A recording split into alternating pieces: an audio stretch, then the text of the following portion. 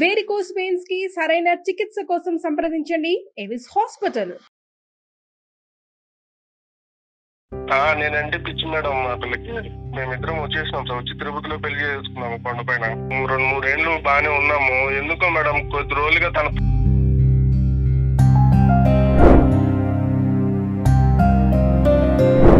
అంటే ప్రతిరోజు జరుగుతుందంటండి. వాళ్ళని చూడగా అసలు నాకు కాళ్ళు చేతులు ఆడట్లేదు. కానీ మీరు చెప్తున్నదంతా నిజమని మేము ఎలా నమ్మాలి అని అంటున్నా వినోద్. తనే చెప్తాను సార్. తర్వాత నేను అడిగి కొద్ది అవును నా ఫ్రెండ్ అని చెప్పింది సార్. తనే బాధపడకండి. మా ఇద్దరి పర్సనల్ లైఫ్ లో జరిగే విషయాలన్నీ మీకెందుకు షేర్ చేయాలి సార్? నేను ఈ సందిగ్ధ పరిస్థితుల్లోంచి మిమ్మల్ని ఇద్దరిని బయటకు లాగటానికి స్నేహితులు లేరు, కుటుంబ సభ్యులు లేరు. ఎవరికెళ్ళి చెప్పుకుంటారు మీరు? అమ్మ, ఏదైనా సమస్య ఉన్నప్పుడు పరిష్కరించుకోవాలి కదా లాస్య. మీరు చదువుకున్న వాళ్ళు, కళ్యాణ్ చక్రవర్తి గారు ఉన్నారు అని చెప్పి తను ట్రస్ట్ చేసి మా దాకా వచ్చారు. ఫైనల్ గా నువ్వే అప్రిషియేట్ చేస్తావు చూడమ్మా. అది నేను ఏ ఫ్రెండ్షిప్ చేస్తే నీకెందుకు వచ్చింది బాగా? నీ మొగుని కదా, నేను అడగకూడదు. నాకు హక్కు లేదు. నాకు అది కదమ్మా, ఫ్రెండ్ అయితే కనుక మీ హస్బెండ్ కూడా ఫ్రెండ్ చెయ్యమ్మా. సార్ అతనికి నాకు మా పేరెంట్స్ ఎంగేజ్మెంట్ చేద్దాం అనుకున్నా. ఇప్పుడు నేను మా మామ మీద నాకు చాలా లవ్ అండ్ కేర్ అఫెక్షన్ చాలా ఉంది ఇప్పుడు. కాబట్టి నేను అప్పుడు అతను ఓకే చేయలేదు. నేను చెప్పాను నాకు ఆల్రెడీ ఉన్నారు, ఇంకా ఆయన చేసుకుంటాను, so that's why I cannot marry you అని చెప్పినప్పుడు we exchange our numbers. You wanted to continue as friends అమ్మా. సో వాట్ ఈస్ లైఫ్ అనేది నాకు దీనితో ఫ్రెండ్షిప్ వల్ల అర్థమైంది. అందుకని నాకు ఫ్రెండ్షిప్ ఇంపార్టెంట్ అయిపోయింది. మీ ఫ్రెండ్ కి మ్యారేజ్ అయిందా, పెళ్లి అయిందా? అయింది.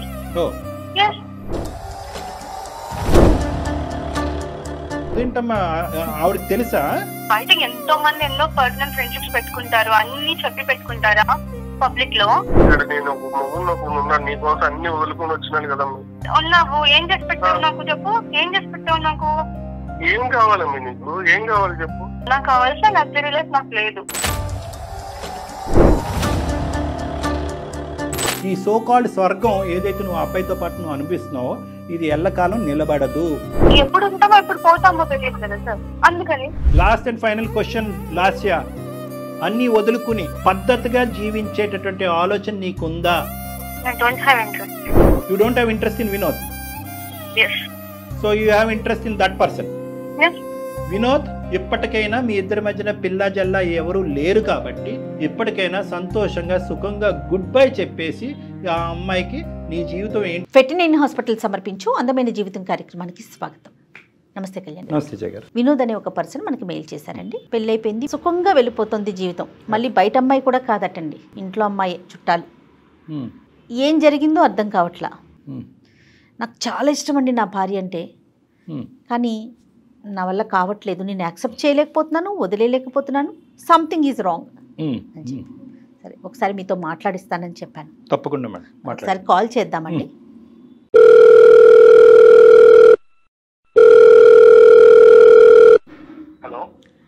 నమస్తే అండి, వినోద్ గారా? నేను జయానండి, సుమన్ టీవీ అందమైన జీవితం ప్రోగ్రామ్ నుంచి కాల్ చేస్తా ఉన్నాను. నాతో పాటు డాక్టర్ కళ్యాణ్ చక్రవర్తి గారు ఉన్నారు. మీ సమస్యను ఒక్కసారి మాట్లాడతారా? చెప్తాను. Hello Vinod sir. నమస్తే సార్. నమస్తే నాన్న. ఏంటి నాన్న సమస్య? ఏ ఊరు మీది? సార్ మాది చిత్తూరు సార్. ప్రస్తుతం హైదరాబాద్ లోనే నేను పనిచేస్తున్నాను. Right, okay okay. చెప్పు నాన్న, ఏంటి సమస్య? సార్ నాకు పెళ్ళి 3 ఏళ్ళు అవుతాం సార్. ఆ అమ్మాయి పేరు లాస్య సార్. తను పుట్టినప్పటి నుంచే నాకే పెళ్లి చేయాలనుకున్నాడు సార్. నాకు ఇచ్చే పెద్దవాళ్ళు. నాకు అంత చదువు అంత అప్పలేదు సార్. మీరేం చేస్తూ ఉంటారు? మీరేం చదువుకున్నారు? IT చేసేవాను sir. ఐటీఐ చదువుకున్నారు. ఆవిడ బీటెక్ చేసింది. సో తనకి నేనంటే ఇష్టము. సో మీరిద్దరైతే ఒకరికొకరు కావాలి అని అనుకున్నారు. పెద్దవాళ్ళకి మాత్రం మీ ఇద్దరు కావాలనుకోవటం ఇష్టం లేదా? ముందు ఒప్పుకున్నారు సార్. తర్వాత నాకు అంత పెద్ద ఉద్యోగం లేదని ఒప్పుకోలేదు సార్. వాళ్ళు ఒప్పుకోలేదు. వేరే పెళ్లి చూపులు కూడా చేయించారు సార్. కానీ ఆ అమ్మాయికి ఇంకా వాళ్ళ ఇంట్లో వాళ్ళు ఎక్కువ ఫోర్స్ చేస్తే కూర్చునింది సార్ పెళ్లి చూపులకి. పెళ్లి చూపుల వరకు అయితే వెళ్ళింది, బలవంతంగా వెళ్ళింది. ఇంకా చివరికి మేమిద్దరం వచ్చేసినాం సార్. వచ్చి తిరుపతిలో పెళ్లి చేసుకున్నాము కొండపైన. మీ ఇంట్లో కూడా ఒప్పుకోలేదా వినోద్ గారు? మా ఇంట్లో కూడా ఒప్పుకోలేదు మేడం. ఇప్పుడు వాళ్ళ ఇంట్లో అంటే కనుక మీకు ఉద్యోగం స్థిరంగా లేదు, చదువు లేదని. మీ ఇంట్లో అభ్యంతరం ఏంటి? ఇప్పుడు మా మామయ్య ఉన్నాడు కదా, ఆయన అంత మాట్లాడుతుంటే మా అమ్మకి నచ్చలేదు, మా నాన్న లేరు. మా మామయ్య అట్లా మమ్మల్ని చాలా తక్కువ చేసి తీసి పారేసినట్టు మాట్లాడినాడు సార్. అటు మాట్లాడితే ఇంకా మా అమ్మకి నచ్చలేదు. చిన్నప్పటి నుంచి ఆ పిల్ల అంటేనే నాకు మనసు. లాస్యా కూడా అంతేనండి? నేనంటే పిచ్చి మేడం మా పిల్లకి. పెళ్లి చేసుకుని ఇంకా నా ఫ్రెండ్ కూడా హైదరాబాద్ లో జాబ్ చేస్తున్నాడు మేడం. వాడిని అడిగాను అక్కడ ఏదైనా ఉంటే ఉద్యోగం చూడటం వస్తాను అనేసి. నాకు ఆల్రెడీ మెకానిక్ చేస్తుంటా ఇక్కడే. ఇంకా హైదరాబాద్ కి వచ్చి ఇక్కడ 3 years అయింది మేడం. 3 ఏళ్ళు అవుతుంది. లాస్యా ఏం చేస్తుంది? తనకి ఏమి పని చెప్పట్లేదు సార్. నేను ఇంట్లోనే ఉంచాను. పిల్లలు ఎవరు లేరుగా? మాకున్న పరిస్థితుల్లో ఇప్పుడు పిల్లలు వద్దు అనుకున్నాం సార్. ఇప్పుడు అంత స్తోమత లేదు కదా సార్. కాదు, పిల్లలు వద్దు అనుకున్నారు కానీ ఉద్యోగం చేయడానికి ఏంటి అమ్మాయి హైదరాబాద్ సిటీలో? తనకి ఇష్టం లేదా ఏంటి? నాకు ఇష్టం లేదు మేడం. చిన్నప్పటి నుంచి అంత బాగా చూసుకున్నాను. ఎందుకు తనని బయటకు పంపించాలి, ఎందుకు ఉద్యోగం చేయించాలి? తను మీ ఉద్దేశంతో ఏకీభవిస్తుంది అంటే ఓకే నేను ఇంట్లో కంఫర్ట్ గా ఉన్నాను అంటదా, లేకపోతే ఎట్లా ఉంది తన మెంటాలిటీ ఏంటి? తను బాగానే ఉన్నింది మేడం. 2-3 ఏళ్ళు బాగానే ఉన్నాము. ఎందుకో మేడం కొద్ది రోజులుగా తన ప్రవర్తన నాకు అర్థం కావట్లేదు మేడం. నాకు ఏడుపు వస్తుంది. అయ్యో, పెద్దలతో కాంటాక్ట్ ఉందా? లేదు సార్. కాంటాక్ట్స్ తగ్గిపోయినాయి. లేదు, మా అమ్మతోనూ లేదు సార్. సో కాంటాక్ట్స్ తగ్గిపోయినాయి అంటే అంత ఇష్టపడి వచ్చినటువంటి ఆడపిల్లకి ఈ రోజు నువ్వంటే ఇష్టం లేకుండా ఉండటం అంటే? ఈ మధ్య గత 3-4 నెలల నుంచి నా దగ్గరికి కూడా రావట్లేదు. పిలిస్తే పలకదు, మాట్లాడిస్తే మాట్లాడదు. ఏదో పరవాన్ని చూసినట్టు చూస్తాను సార్. నన్ను రూమ్ లో కూడా రానివ్వట్లేదు సార్. తలుపేసేస్తుంది. నేను హాల్లోనే పడుకుంటున్నాను సార్. 10 రోజుల నుంచి చూస్తున్నాను మేడం. తన ఒంటి మీద బంగారు చూస్తున్నాను. ఫోన్లు కొత్త చూస్తున్నాను. ఓ ఫోన్లు, బంగారం కూడా? బంగారం కూడా సార్. మీరు అడిగారా అమ్మాయిని ఎక్కడివి ఏంటని? అడిగినాను మేడం. అడిగితే ఇది అమ్మ వాళ్ళు తీసిచ్చినారు, నీకు కూడా తీసిస్తా అన్నారు. నేనే ఇంటికి రమ్మంటే రానన్నారు. ఏదో చెప్తాను మేడం సంబంధం లేకుండా. తల్లిదండ్రులు మళ్ళీ ఆ అమ్మాయిని స్వీకరించారన్నమాట అనుకోవాలి కదా. నాకు లేదు సార్. నేను ఒకసారి ఇంటికి వెళ్ళాను సార్. మా మామయ్య వాళ్ళ ఇంటికి వెళ్తే వాళ్ళు నన్ను అక్కడే అవమానించారు. ఇంట్లో కూడా రానివ్వలేదు. మేము ఇప్పుడు వచ్చాము, అంత అబద్ధాలు చెప్పి మళ్ళీ మా ఇంటికి వస్తావు, నువ్వు పోరా బయటికి అన్నారు సార్. ఈ అమ్మాయికి మరి వాళ్ళ అమ్మ వాళ్ళు ఇవ్వలేదండి? అదే మేడం నాకు అర్థం కాలేదు మేడం. అదే తను అడిగితే ఇది తనేమంటుంది, ఇది అమ్మ వాళ్ళు ఇచ్చినారు అంటుంది. వాళ్ళ ఇంట్లో ఏమో మేము తీసిలేదు అంటారు. ఈ సాగు పెట్టుకుని మళ్ళీ మా ఇంటికి వస్తావా పోరా బయటికి అని వాళ్ళు నన్ను గెంటేసినారు సార్. సరే, ఇచ్చిన వాళ్ళు అయితే ఇచ్చామని చెప్పడంలో వాళ్ళెందుకు సంకోచిస్తారు కానీ. అంతే కదా సార్. అదే నాకు అనుమానం ఇచ్చి గట్టిగా అడిగినాను సార్ ఆ పిల్లని. అడిగితే ఏం చెప్పట్లేదు. కానీ తన ఫోన్ లో ఒక లవ్ సింబల్ వేసి ఒక ఫోన్ నెంబర్ ఉండే సార్. ఫోన్లు ఇవ్వటం అమ్మాయి చేతుల్లో కనిపించింది. తల్లిదండ్రులను ప్రశ్నించేటప్పటికి తల్లిదండ్రులు మేము ఇవ్వలేదు, నువ్వు వెళ్ళిపోరా, నువ్వు మా ఇంట్లో అడుగు పెట్టడానికి లేదని మిమ్మల్ని సాగరంపారు. ఇది కాకుండా మీకు వేరే అనుమానాలు ఏమైనా ఉన్నాయా? సార్ నేను ఎన్నిసార్లు మెకానిక్ షాప్ నుంచి చేస్తూనే ఉంటాను సార్. చాలా చేసినా సరే బిజీ వస్తూనే ఉంటాను సార్. ముందన్నా ఫోన్ నాకు చేసేది సార్. తనకి ఇప్పుడు చేయట్లా. ఎప్పుడు చాటింగ్ లో ఉంటది. నేను వచ్చినా సరే కొంచెం చాట్ చేసుకుంటూ తనలో నవ్వుకుంటా ఉంటది. ఈ ఫోన్ బిజీ చాటింగ్ ఇంతకు ముందు ఉండేది కాదు 3 నెలల క్రితం? లేదు సార్ అసలు లేదు. ఇంకా నాన్న ఇక్కడ ఇంటి దగ్గర ఒక షాప్ ఉంది సార్. ఆ షాప్ లో అతను మా షాప్ లో పనిచేస్తాడు. వాళ్ళు చెప్తున్నారు సార్ మీ వైఫ్ ని ఎవరో కార్ లో తీసుకుని వెళ్తున్నారు అది ఇది అని చెప్పి నమ్మలేదు సార్. ముందు నాకు ఇదంతా చూస్తే అనుమానం వచ్చింది. నేను షాప్ కి వెళ్ళిన వెంటనే వెళ్తుందంట సార్ బయటికి. నేను షాప్ నుంచి వచ్చేసరికి వచ్చేస్తుందంట మళ్ళీ ఇంటికి. అంటే ప్రతిరోజు జరుగుతుందంటండి? రోజు వెళ్తుందంట మేడం. వాళ్ళు కనిపించినప్పుడు చెప్తున్నారు మేడం నాకు. సార్ ఈ 3 కలిపితే నీకు అనుమానం వస్తుంది. అనుమానం వచ్చి నేను కూడా వెళ్ళాను సార్. ఒకసారి ఇంటికి వెళ్తే నా ముందే ఒకసారి కార్లో వెళ్ళింది. నీ కళ్ళతో కూడా చూసావు? వెనకాల వెళ్తే షాపింగ్ కి వెళ్తాంది, సినిమాకి వెళ్తాంది. నాకు తట్టుకోలేకపోతున్నాను సార్ నేను. ఎవరు ఆ పక్కన ఉన్నవాడు? ఎవరు అతను? ఎవరో తెలియదు సార్ నాకు కూడా.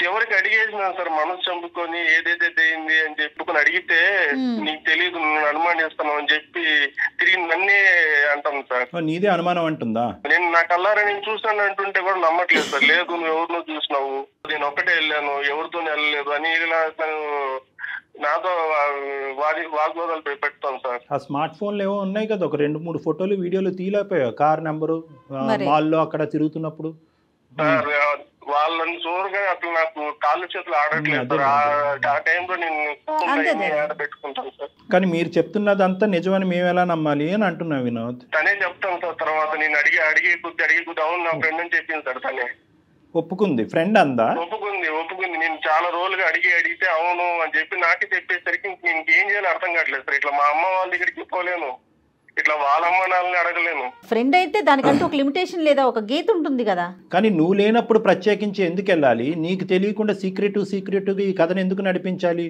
దాన్ని ఫ్రెండ్షిప్ అని ఎలా అంటాం మనం? నేను అది ఆ మాట అంటే నువ్వు అనుమానిస్తున్నావు. నేను అట్లాంటి తప్పు చేసే అమ్మాయిని కాదు. ఫ్రెండ్షిప్ కి మించి ఏం పెద్ద వాళ్ళిద్దరి మధ్యన జరగలేదు అని అందా ఆ అబ్బాయికి తనకి?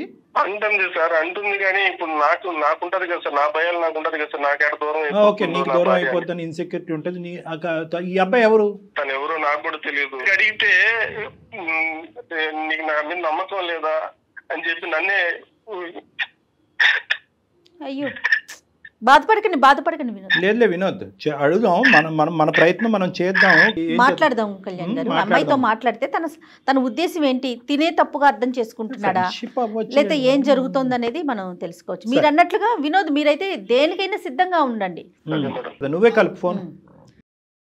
చూద్దాం సార్, మీరు అమ్మాయితో మాట్లాడితే మీకు ఒక ఐడియా ఫామ్ అవుతుంది కదా. హలో హలో, తిన్నావా? ఇందాకే చేసావు, మళ్ళీ ఎందుకు చేస్తున్నావు? ఎందుకు అంత కోపం నా మీద? నేనేం అడిగినా నిన్ను? పదే ఎందుకు కాల్ చేస్తున్నావు అంటున్నాను. మీ కోపడకమే, నేను చెప్పేది నువ్వు ఎందుకు ఇన్ని రోజుల నుంచి తేడాగా ప్రవర్తిస్తున్నావు? నీకేమైనా అనుమానంగా నేను అనుమానిస్తాను? నేను చెప్పు. ఇన్నిసార్లు కాల్ చేసి అనుమానించడం అని అంటారు కదా, ఏంటి నా మీద ఏంటి డౌటా నీకు ఇన్నిసార్లు కాల్ చేయడానికి? మరి ఎప్పుడు చేసినా బిజీ వస్తానే ఉంటుంది. ఇందుకు ముందన్నా నువ్వు నాకు వెనక్కి చేసేదాన్ని, ఇప్పుడు అది కూడా చేయట్లేదు కదా నువ్వు. నాకు బిజీ ఉంటే ఎవరు కాల్ తీయరు. నీకు నాతో మాట్లాడే ఇష్టం లేదు, నాకు అర్థమైపోయింది. ఒకసారి మాట్లాడతారంటే నీతో మాట్లాడు సార్. హలో అమ్మ, నమస్తే అమ్మ. నా పేరు డాక్టర్ కళ్యాణ్ చక్రవర్తి అమ్మ. సుమన్ టీవీ అందమైన జీవితం నుంచి మాట్లాడుతున్నాను. నాతో పాటు సీనియర్ యాంకర్ జయ గారు కూడా ఉన్నారు ఇక్కడ. చెప్పండి సార్. ఏం లేదమ్మా, వినోద్ మాకు ఈమెయిల్ పంపించాడు. చాలా బాధలో ఉన్నాడు. సడన్గా ఒక 2 to 3 months బట్టి మీలో ఒక మార్పు వచ్చింది. అతన్ని పెద్ద పట్టించుకోవట్లేదు, అతనికి పెద్ద ఇంపార్టెన్స్ ఇవ్వట్లేదని అతను చాలా లోన్లీగా ఫీల్ అయ్యి మాకు ఈమెయిల్ పంపించి, అసలు నా భార్య లాస్యలో మనసులో ఏముందో దాగుందో నాకు తెలియట్లేదండి. అతను అడగలేక అతను అడగవలసినటువంటి ప్రశ్నలు మా ద్వారా అడిగిస్తున్నాడమ్మా. ఇప్పుడు ఆయన అనుమానిస్తున్నాడు అని నేను అనడంలో తప్పులేదు కదా సార్? అంటే నాకు తెలియదమ్మా, అసలు మీ ఇద్దరి మధ్యన లాస్ట్ 2 to 3 months బట్టి ఎటువంటి డిఫరెన్స్ ఆఫ్ ఒపీనియన్ వచ్చిందన్నది చెప్పమ్మా. చాలా అంతే. ఇప్పుడు మా ఇద్దరి పర్సనల్ లైఫ్ లో జరిగే విషయాలన్నీ మీకెందుకు షేర్ చేయాలి సార్? నేను చిన్నప్పటి నుంచి బాగా ఇష్టపడి మీరిద్దరు ప్రేమించుకుని పెద్దలకి ఇష్టం లేకుండా పెళ్లి చేసుకున్నారు. ఈ సందిగ్ధ పరిస్థితుల్లోంచి మిమ్మల్ని ఇద్దరిని బయటకు లాగటానికి స్నేహితులు లేరు, కుటుంబ సభ్యులు లేరు. ఇప్పుడు అతను అనుమానిస్తున్నాడని నువ్వు బాధపడుతున్నావు, నా భార్య నాతో పాటు సహకరించట్లేదని అతను బాధపడుతున్నాడు. ఎవరికెళ్ళి చెప్పుకుంటారు మీరు? ఆ విధంగా అతను మాకు వచ్చి చెప్పుకున్నాడు కాబట్టి మేము ముందస్తు ఏంటంటే కొన్ని 100,000 మెయిల్స్ వచ్చినా కూడా అవన్నీ పక్కన పెట్టి ఈ అబ్బాయి చచ్చిపోతానంటున్నాడు, విపరీతమైనటువంటి శోభలో ఉన్నాడని చెప్పి మేము ఫోన్ చేసి ఓ సహాయకర చర్యగా మేము ముందుకు వచ్చాం. మీకెందుకు చెప్పాలి అంటే మేము ఏమీ మాట్లాడలేము తల్లి. అమ్మ, ఏదైనా సమస్య ఉన్నప్పుడు పరిష్కరించుకోవాలి కదా లాస్య. మీరు చదువుకున్న వాళ్ళు, మీ ఇద్దరి మధ్య సమస్య ఉంది, అందమైన జీవితం సుమన్ టీవీ డాక్టర్ కళ్యాణ్ చక్రవర్తి గారు ఉన్నారు అని చెప్పి తను ట్రస్ట్ చేసి మా దాకా వచ్చారు. ఫైనల్ గా నువ్వే అప్రిషియేట్ చేస్తావు చూడమ్మా. అది ఇప్పుడు నేను ఏం తప్పు చేశానండి అంతలా తీసుకొచ్చి చెప్పడం? నేను ఏం చేశానని చెప్పాడు, నేను ఆయన బాగానే చూసుకుంటున్నాను కదా. అమ్మా, ఏం తప్పు చేసావు? తప్పు అనే మాట అనలేదమ్మా అతను. ఓకే, కొన్ని మంత్స్ నుంచి బాగుండట్లేదు అంటున్నారు కదా. ఫోను, మెసేజింగ్, చాటింగ్ ఇలాంటి వాటిలో బాగా బిజీగా ఉన్నావంట. ఎప్పుడు ఫోన్ చేసినా ఫోన్ ఎంగేజ్ వస్తుందంట. అతనికి ఇవ్వాల్సినటువంటి టైం ఫోన్ కి ఇస్తున్నావంట. అదే ఫోన్ లో అవతల ఉన్నటువంటి వ్యక్తికి. ఫ్రెండ్స్ ఉంటారు కదా, బిజీ ఉంటాను నేను. Okay, we have understood each other. నువ్వు కోఆపరేట్ చేయడానికి రెడీ అయ్యావు. కైండ్లీ టెల్ అమ్మా, పెళ్లి అయినప్పటి నుంచి ఏం జరిగింది మీ ఇద్దరి మధ్యన? ఈ లాస్ట్ 3 years ఎలా ఉంది? ఈ మధ్య కాలంలో ఏమైంది? వాడెవడు మన ఇద్దరి మధ్య? వాడెవడు చెప్పు. నా ఫ్రెండ్ అంటున్నాను కదా. నేను ఏ ఫ్రెండ్షిప్ చేస్తే నీకెందుకు వచ్చింది బాగా? అరే నేను ఎవరు? నీ మొగుని కాదా? నేను అడగకూడదు, నాకు హక్కు లేదు. నాకు అది కదమ్మా, ఫ్రెండ్ అయితే కనుక మీ హస్బెండ్ కూడా ఫ్రెండ్ చెయ్యమ్మా. ఎవరికి తెలియనటువంటి గోప్యంగా ఉంచే ఫ్రెండ్ ఎందుకు అనుమానాలు దారి తీస్తుంది కదా. సార్, అతనికి నాకు ఎంగేజ్మెంట్ చేద్దాం అనుకున్నా. అదే ఇందాక వినోద్ చెప్పిన పెళ్లి చూపులు అతనితోనేనమ్మా?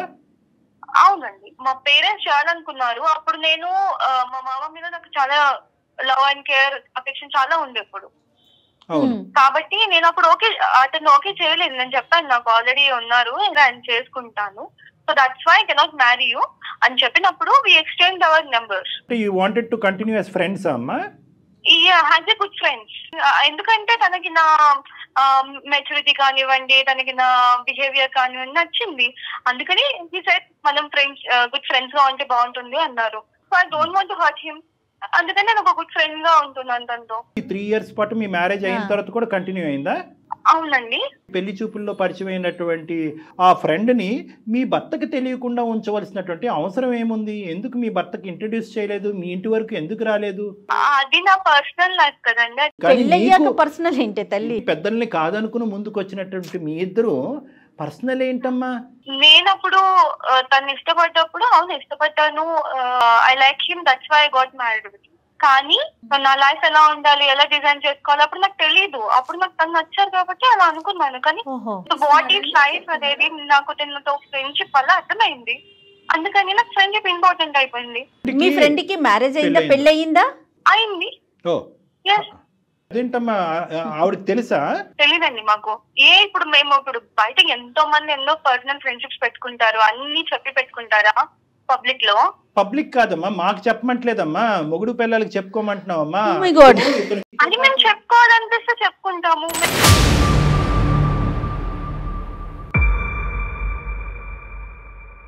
తను ఇక్కడే హైదరాబాద్ లోనే ఉంటారు కాబట్టి నాకు తనతో ఇంకా క్లోజ్నెస్, నాకు తన బిహేవియర్, తన way of living, life style అంతా నచ్చింది. ఇప్పుడు అవన్నీ మాకు తెలుస్తున్నాయమ్మా. ఇప్పుడు అతని స్థానం ఏంటి, నీ భర్త అయ్యే స్థానం ఏంటమ్మా? What is the problem with him? I don't have any problem with him. నేను తనతో ఉంటున్నాను కదండి. కేవలం మీది ఫ్రెండ్షిప్ ఏనా? దానికి మించింది ఏమన్నా ఉందా? మీకు ఎందుకు చెప్పాలండి అంటున్నాను. అమ్మ ఎందుకు చెప్పాలి అని అన్నా అదే మీనింగ్ వస్తుంది, చెప్పకూడదు అన్నా కూడా అదే మీనింగ్ వస్తుంది. సో నువ్వు చెప్పకుండానే ఏది చెప్పాలో చెప్పేశావు. ఇప్పుడు చెప్తే అని తెలుసుకొని ఏం చేస్తారు? ఎందుకు చెప్పు? ఇక్కడ నేను ఉన్నాను, నీకోసం అన్ని వదులుకొని వచ్చినాను కదా. ఉన్నావు, ఏం చేసి పెట్టావు నాకు చెప్పు. ఏం చేసి పెట్టావు నాకు? ఏం కావాలమ్మా నీకు? ఏం కావాలి చెప్పు. నాకు కావాల్సిన లగ్జరీ లైఫ్ నాకు లేదు.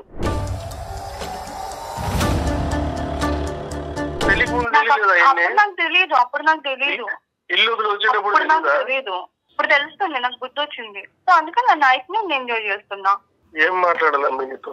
నువ్వు కావలసినటువంటి వ్యక్తి గురించి ఫైట్ చేసేసి తిరుపతి కొండ మీదకి వెళ్ళి పెళ్లి చేసుకుని ఈరోజు 3 సంవత్సరాల పాటు ఇరువైపుల కుటుంబాలను వదిలేసి ఇక్కడికి వచ్చి ఉన్నావంటే కనుక ఎంత మెంటల్ స్ట్రెంగ్త్ ఉండాలి మీకు, ఎంత ఇమోషనల్ మెచ్యూరిటీ ఉండాలి అని అనుకున్నాం. కానీ ఇక్కడ కాంట్రాస్టింగ్గా ఒక డిఫరెంట్ పిక్చర్ కనిపిస్తుందమ్మా, ఆపోజిట్ పిక్చర్ కనిపిస్తుంది మాకు. నీలో మెచ్యూరిటీ కాదు కదా, చాలా దిగువ స్థాయి ఇమ్మెచ్యూరిటీ ఉంది, తేలికతనం ఉంది, పెళ్ళి అనేటటువంటి దానికి సంబంధించిన విలువలు తెలియనటువంటి మనస్తత్వం ఉంది, ప్రేమ అంటే అర్థం పర్థం లేదు అన్నట్టు అనిపిస్తుంది. కేవలం ఒక సిటీకి రాగానే నువ్వు రెక్కలు వచ్చినటువంటి పక్షిలాగా లగ్జరీస్ అనుకుంటూ ఫస్ట్ టైం నీ జీవితంలో అతను మెకానిక్గా చిరిగిపోయినటువంటి చొక్కా నీకు ఇప్పుడు కనిపిస్తుంది. నీ ఇంట్లో ఉండేటటువంటి కంఫర్ట్స్ లేవు అన్నట్టు నీకు అనిపిస్తున్నదని అనిపిస్తుందమ్మా. ఫస్ట్ ఆఫ్ ఆల్ ఒక్క పాయింట్ నాకు చెప్పు, మీ తల్లిదండ్రులు నిన్ను వెనక్కి ఆ ఇంటికి రానివ్వట్లేదు, ఏమాత్రమన్నా నీకు బాధ ఉందమ్మా? లేదండి, నాకెందుకు బాధ లేదు. దగ్గర ఉన్నప్పుడు అక్కడేం వాళ్ళు ఫ్రీడమ్ ఇవ్వలేదు. ఇప్పుడు నీకు ఫ్రీడమ్ కావాలి అంటే ఏం కావాలమ్మా? అంటే వినోద్ నీ చేత ఉద్యోగం చేయనివ్వలేదనా నీ బాధ? అసలు ఫ్రీడమ్ అంటే ఏంటి మీ ఉద్దేశంలో? నా లైఫ్ లో నేను ఎలా ఉండాలనుకుంటున్నాను, నా లగ్జరీస్ నేను ఎలా మెయింటైన్ చేయాలనుకుంటున్నాను అలా. నీ లైఫ్ లో నీ లగ్జరీ, నీ లైఫ్ అంటే ఒక పెళ్ళైన ఆడపిల్ల ఇంకొక మగాడితో తిరగటం అమ్మా లగ్జరీ అంటే? అందరూ అలాగే ఉంటున్నారు మేడం. అందరి సంగతి నీకెందుకమ్మా, సమస్య నీ దాకా వచ్చింది. మాట అనే హక్కు లేదు. నీ జీవితం ఏంటి అనేది నువ్వు మాట్లాడుకో అమ్మా. అందరూ ఎక్కడున్నారమ్మా? నీ వయసు ఎంత, నీ అనుభవం ఎంత? నేను మేజర్ కాబట్టి. నువ్వు మేజర్ అయినా కూడా 10 times మైనర్ లా ఉన్నావు నువ్వు. ఇక్కడ ఒకటే పాయింట్, నా జీవితం అనేటటువంటి మాట ఎప్పటి వరకు అంటే కనుక నువ్వు బ్యాచులర్గా ఉన్నంతసేపు, మీ ఊర్లో ఉన్నంతసేపు, మీ అమ్మా నాన్న దగ్గర పెరిగినంతసేపు. పెళ్ళి అయిన తర్వాత మీరిద్దరూ కలిసి ప్రయాణం చేస్తున్న తర్వాత ఇద్దరు టోటల్గా ఒక నమ్మకంతో, ఒక ట్రాన్స్పరెన్స్తో పెరగాలి అనేటటువంటి ఉద్దేశంతోనే పెళ్ళి అనేటటువంటి ఒక బంధం ఏర్పడింది. నా అనే మాటలో మన అనేటటువంటి పదం కూడా రావాలి. నీ భర్తకు తెలియకుండా ఇలా ఈ విధంగా నువ్వు ప్రవర్తించడం అనేటటువంటిది నీకు ఇష్టమేమో కానీ, but you're bound to answer to him. అతనికి సమాధానం చెప్పవలసినటువంటి రైట్ నీకుంది. ఎందుకంటే నువ్వెంతైతే అతను నమ్ముకుని పారిపోయి వచ్చేసావో, అతను కూడా నిన్ను నమ్ముకుని వచ్చేసాడు. నీ తల్లిదండ్రులు ఫస్ట్ నిన్ను ఆపారు, నువ్వు బీటెక్ చదివేవమ్మా, వాడు మెకానిక్ ITI మధ్యలో ఆపేశాడు, వద్దు అమ్మ అంటే కనుక నో నాన్న వాడే కావాలి, ఐ వాంట్ హిమ్ అని చెప్పుకుంటూ అతను వెనకతలు తోకలాగా పరిగెట్టుకుని వచ్చావు. అప్పుడే మీ తల్లిదండ్రుల యొక్క మాట విని గుడ్ బై చెప్పి ఉంటే కనుక అతను ఎవడో ఇంకో అమ్మాయిని చేసుకుని హ్యాపీగా ఉండేవాడు. ఈరోజు ఇక్కడ పెద్ద ఫెయిలియర్ ఎవరిదో తెలుసా? నీదే వినోద్. నీ ఫెయిలియర్ ఎక్కడో ఊడిపడినటువంటి ఆడపిల్ల కాదు, అరేంజ్డ్ మ్యారేజ్ కాదు, మీ కుటుంబంలోనే పుట్టి పెరిగినటువంటి ఒక ఆడపిల్ల యొక్క సైకాలజీ మెంటాలిటీ నువ్వు ఆవగింజంతా కూడా అసెస్ చేయలేకపోయావు. నోట్లో వేలు పెట్టుకునే పిల్లోడు కూడా అసెస్ చేస్తాడు, ఈ అమ్మాయికి మెంటల్ మెచ్యూరిటీ లేదు, గాలివాటం, గాలి ఎటువైపు వేస్తే అటువైపు కొట్టుకుపోయేటటువంటి రకం. వాడు పిల్లం వచ్చి ఈ అమ్మాయి జుట్టు పట్టుకుని నేలకేసి కొడుతుంది, ఆ రోజు ఈ అమ్మాయికి తెలిసి వస్తుంది దిస్ ఈస్ కామన్, ఇది fair, what is wrong, where is freedom, ఈ ఇంగ్లీష్ టెక్స్ట్ బుక్లో ఉన్న పదాలన్నీ వాడేస్తుంది కదా. ఈ అమ్మాయికి సరైనటువంటి పనిష్మెంట్ ఇప్పుడు వరకు తగలలేదు.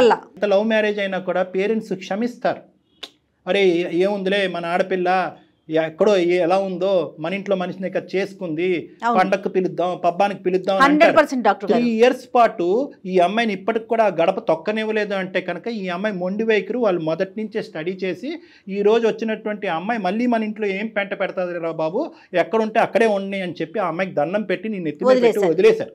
నీ గుడిబండను తెచ్చుకుని నీ నెత్తి మీద పెట్టుకున్నాను. సార్ పెళ్లికి ముందు ఇట్లా లేదు కదా సార్, నేనంటే ప్రాణం అనింది, నేనంటేనే ఇష్టపడింది, ఎక్కడైనా తీసుకెళ్ళిపోమావయ్యా అనింది. లేదు నువ్వెవరితో నన్ను ఉన్నావని నేను వచ్చి చూస్తున్నానా? లేదు కదా, నన్ను నువ్వే ప్రతిదానికి వెనకొచ్చి ఎంక్వైరీ చేస్తున్నావు, నేను చేస్తున్నాను. అమ్మ కనిపించేటటువంటి వాటి గురించి మాట్లాడదాం అమ్మ. నువ్వు ఫోన్ చేసినప్పుడు అతను ఫోన్ ఎంగేజ్ రాలేదు, నువ్వు మెసేజ్లు పెట్టినప్పుడు అతను తిరిగి మెసేజ్లు పెడుతున్నాడు, ఏ టైం వచ్చినప్పుడు ఎప్పుడు వెళ్ళినా కూడా ఆ మెకానిక్ షెడ్లో స్క్రూలు బిగించుకుంటూ కూర్చున్నాడు, నువ్వేమో వచ్చి కారుల్లో తిరుగుతావు కదా. అతను ఏమన్నా కారుల మీద తిరిగాడా? నీకు ఆల్రెడీ పెళ్ళయింది, అక్కడ అడ్డంగా దొరికేంత ఆల్రెడీ అతనికి పెళ్ళైపోయింది, అతనికి ఒక భార్య ఉంది, మీది ఒక ఫ్రెండ్షిప్, దానికి ఒక గొప్ప పదం, ఈ పదాలు ఎక్కడ దొరుకుతున్నాయో భగవంతుడా, దాన్ని తీసుకొచ్చి పెట్టేసుకున్నావు, దాన్ని ఎక్కడి దాకా తీసుకెళ్తావు? మ్యారేజ్ అనేది ఒక ఆప్షన్ అంతే కదండి, ఇప్పుడు ఎవరికి నచ్చిన వాళ్ళు పెట్టుకుంటారు కదా. అవునా, అదొక ఆప్షన్. నచ్చిన డేస్ ట్రావెల్ చేస్తారు, లేకపోతే వదిలేస్తారు, దానికి ఎందుకు ఇంత? ఈ నిర్వచనాలు మాకు దయచేసి చెప్పద్దు. Marriage is an option, ABC ఇలాంటివన్నీ మాకు అనవసరం. మేము ఇంకా అంత పోస్ట్ కల్చర్ లో లేమమ్మా. కేవలం ఇది ఒక గుట్టుగా ఉన్నంత సేపే ఈ మాట తీరు. ఇదే పంచాయతీ ఓపెన్ గా నీ బాయ్ ఫ్రెండ్ వాళ్ళ భార్య వాళ్ళ కుటుంబ సభ్యుల మధ్యన పెడదామా రేపు మధ్యాహ్నం? రెడీనా మీరు? పెడదామంటే నేను రెడీ. నేను మళ్ళీ చెప్తున్నాను, మా పర్సనల్ లైఫ్ లోకి ఇన్వాల్వ్ అవ్వను అని అంటున్నారు, అవుతున్నారు మీరు. తప్పదమ్మా, తప్పదు. నువ్వు ఎందుకంటే మాకు నేర్పించేస్తున్నావు ఇక్కడ. తను వాళ్ళ వైఫ్ తో హ్యాపీగా లేడేమో, వాళ్ళ వైఫ్ తో అతను హ్యాపీగా లేడేమో, అందుకని నాతో ఫ్రెండ్షిప్ చేస్తున్నాడు అంటది. అమ్మ పిచ్చికి కూడా హద్దు ఉందమ్మా. అమ్మ నువ్వు మాట్లాడేటటువంటి అన్ని పిచ్చి మాటలు, ఇమ్మెచ్యూరిటీతో కూడినటువంటి మాటలు. మరి వాళ్ళ వైఫ్ మరి తిని ఎక్కడికి వెళ్తున్నాడు, ఏం చేస్తున్నాడు, అవన్నీ ఎందుకు చూడట్లేదు కదా. ఇప్పుడు ఏం చూస్తున్నారు కదా, అబ్జర్వ్ చేస్తున్నారు, ఆవిడ అబ్జర్వ్ చేసుకోవట్లేదు కదా. ఇలాంటి వాటికని మేము సమాధానాలు చెప్పము, ఎందుకంటే కనుక ఆ అమ్మాయి నమ్మకంతో ఉంది కాబట్టి ప్రశ్నించట్లేదు. అసలు ఈ అమ్మాయితో కంటిన్యూ చేయటమే తప్పండి. ఇప్పుడు మాట్లాడిన ఇంతసేపులో ఎక్కడైనా అనిపిస్తోందా ఈ అమ్మాయిలో మనం మార్పు తీసుకురావచ్చు, మీరు కూర్చొని మాట్లాడితే అనే థాట్ మీకు వస్తుందండి? చెప్పండి. ఎందుకంటే నేను చివరి వరకు వదలనమ్మా, కాబట్టి నా నమ్మకం నాది కాబట్టి ఒక్క ప్రయత్నం చేస్తున్నాను, దయచేసి వినమ్మా. Life is a very big ocean అమ్మా. ఈరోజు నువ్వు నిలబడినటువంటి ఎక్కడైతే నువ్వు నిలబడ్డావో, ఏవైతే ఆలోచిస్తున్నావో, ఏవైతే అనుభవిస్తున్నావో, ఇవన్నీ కూడా ఊహాజనకం. మనకి ఏదన్నా శిక్ష పడేటటువంటి పరిస్థితి వచ్చేంత వరకు ఇవి నిలబడతాయి. నువ్వు ఇంకా ఊహించుకోవట్లేదు. నీలో ఉన్నటువంటి ప్రధానమైనటువంటి లోపం ఏంటంటే పరిణామాల గురించి ఆలోచించట్లేదు తల్లి. నువ్వు నాకు నీ మీద కోపం రావట్లేదు, జాలేస్తుంది. మీ ఆయన్ని చూస్తే ఇంకా జాలేస్తుంది. ఈ కొత్తగా కనిపించినటువంటి వ్యక్తి నీకు దేవుళ్ళలా కనిపిస్తున్నాడు, ఎల్లకాలం నిలిచిపోతుంది అని అనుకుంటున్నావు. ఈ స్వర్గం ఎల్లకాలం నిలవదు అని ఒక్క మాట చెప్పాలి అని అనుకుంటున్నాను. మనకు ఈ సోకాల్డ్ స్వర్గం ఏదైతే నువ్వు అబ్బాయితో పాటు నువ్వు అనిపిస్తున్నావో ఇది ఎల్లకాలం నిలబడదు. ఆ అమ్మాయికి తెలిసి వస్తే కనుక మీ ఇద్దరిని రోడ్డుకి ఈడ్చేటటువంటి పరిస్థితి వస్తుంది. ఇప్పటికి కూడా భగవంతుడు నీకు ఒక అవకాశం ఇచ్చాడు అందమైన జీవితం ద్వారా. ఎప్పుడు ఉంటామో ఎప్పుడు పోతామో తెలియదు కదా సార్, అందుకని చెప్పు. నా మాట ఒక్కసారి వినమ్మా. ఇప్పుడు నాకంటూ ఎవరు లేరు, నువ్వు తప్ప. నీకంటూ ఎవరు లేరు, నేను తప్ప. ఇప్పుడు ఒక పెద్దవాళ్ళ పొజిషన్ లో వీళ్ళు సారు మేడం ఒకసారి చెప్తున్నారు. నీకు చివరిగా చెప్తున్నానమ్మా, ఇది ఇంకా నీ ఇష్టం. ఇంకా నేను చెప్పడం అయితే చెప్పినా నీకు. నేను చాలా పోరాడా నీతో, భరించాను. నేను ఎంతగాని భరించగలనమ్మా. నేను కూడా ఇంకా నాతోడు కూడా కాదమ్మా, నీ ఇష్టం. ఇంకా నేను అనుకున్న లైఫ్ తీసుకొచ్చి ఇవ్వగలరా? ఇప్పుడు మనకున్న పరిస్థితులకి నువ్వు కోరుకునేటివన్నీ రావు కదమ్మా. అమ్మా ఇది నువ్వు కోరుకుని వచ్చిందమ్మా, ఇదేం బలంతో పెళ్లి కాదు. చెప్పాను కదా సార్, నేను తనతో ఉంది, నా ఫ్రీడమ్ నాకు కావాలని ఉండాలి అంతే.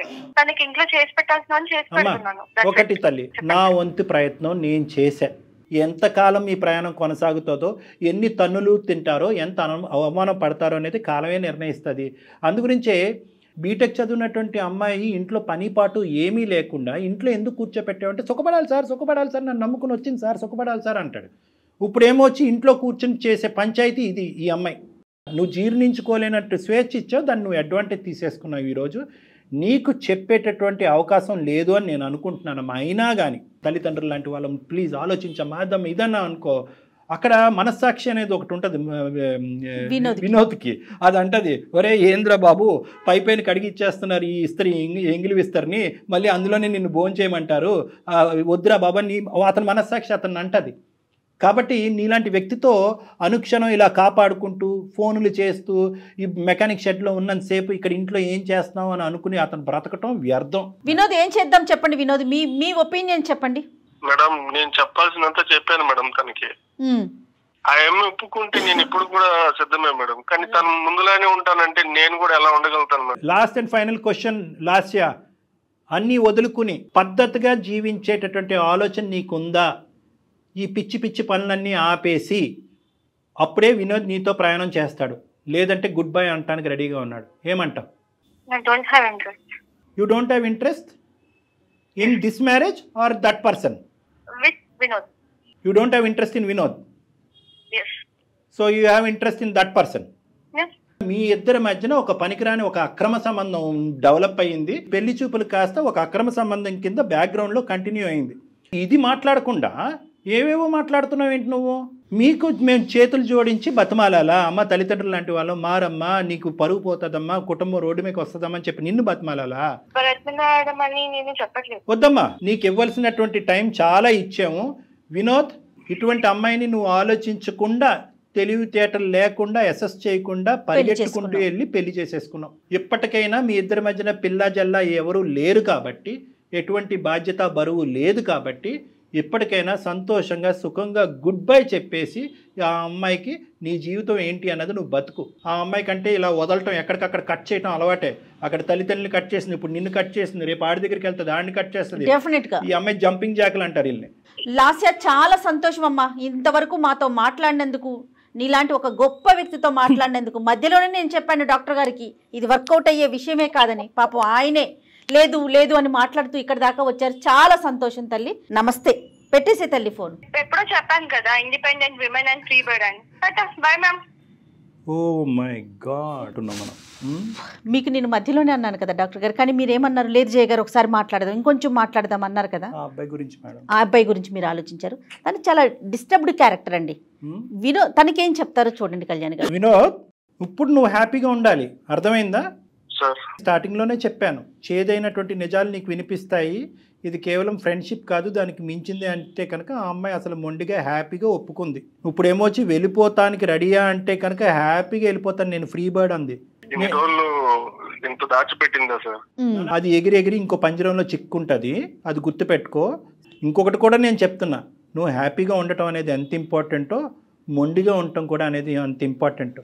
ఆ అమ్మాయి అక్కడ ఇక్కడ ఆ పెంట ఈ పెంటలోకి వెళ్ళి అన్ని ముళ్ళు గుచ్చిపించుకుని మళ్ళీ తలుపు కొడతాయి, తీరానైనా నేను లోపలికి వస్తా. అక్కడ కూడా ఈ అమ్మాయికి అవకాశం ఇవ్వకుండా ఉండేటటువంటి మొండి ధైర్యం నువ్వు పెంపొందించుకోవాలి. హైదరాబాద్లో ఒంటరిగా ఉండద్దు. ఏం చేసుకున్నా కూడా నీ కుటుంబంతో పాటు నువ్వు హ్యాపీగా ఉండొచ్చు. ఆ ఇరువైపుల కుటుంబాలకి మొత్తం కథంతా చెప్పు. ఏం తప్పు చేసావని నాన్న?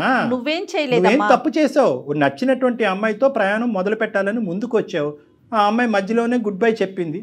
నీకు ఈ టైంలో ప్రధానంగా కావాల్సింది ఒక సపోర్ట్ కావాలి, ఒక ఇమోషనల్ సపోర్ట్ కావాలి. నా అనేటటువంటి ప్రేమించేటటువంటి వాళ్ళు కావాలి. కావాలంటే మీ తల్లిదండ్రులతో కానీ మీ ఫ్యామిలీ మెంబర్స్తో కానీ డాక్టర్ గారు మాట్లాడతారు. మీకు అలాంటి ఇబ్బంది ఏదైనా ఉందంటే ఒక్కసారి కౌన్సిలింగ్ కూర్చుందాం. అలా కూర్చుందాం. ప్లస్ మీరు లీగల్ అడ్వైస్ కూడా తీసుకోవాలి. ఒక లాయర్ని కలవాలి, ఒక అడ్వకేట్ని కలిసి నెక్స్ట్ స్టెప్ ఏమేయాలి అనేది ఆలోచించాలి. కానీ at the end of the day ఈ రోజు నీకు చేదుగా బాధగా అనిపించేటటువంటి ఈ నిజం భవిష్యత్తులో నీకు చాలా సంతోషాన్ని ఇస్తుంది. ఏమాత్రం కంగారు పడమాకండి, దిగులు పడకండి, ధైర్యంగా ఉండండి. ఒక్కసారిగా కొద్దిగా కష్టంగా ఉంది సార్, కానీ నేను స్ట్రాంగ్ అవుతాం.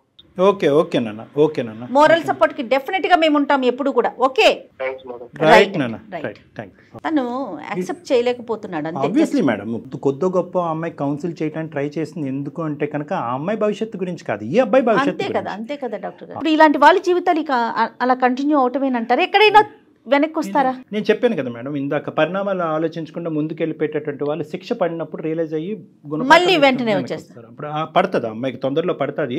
ఫస్ట్ తలుపు తట్టేది ఈ అబ్బాయిని. మళ్ళీ అదే పీక్ స్టేజ్కి వెళ్ళిపోతారు కదండి. ఖచ్చితంగా అమ్మాయి వస్తుంది, వెనక్కి వస్తుంది, ఒక బాధతో వస్తుంది, దుఃఖంతో వస్తుంది. నువ్వు తప్ప నేను ఎవరు లేరు నా జీవితంలో లేదు.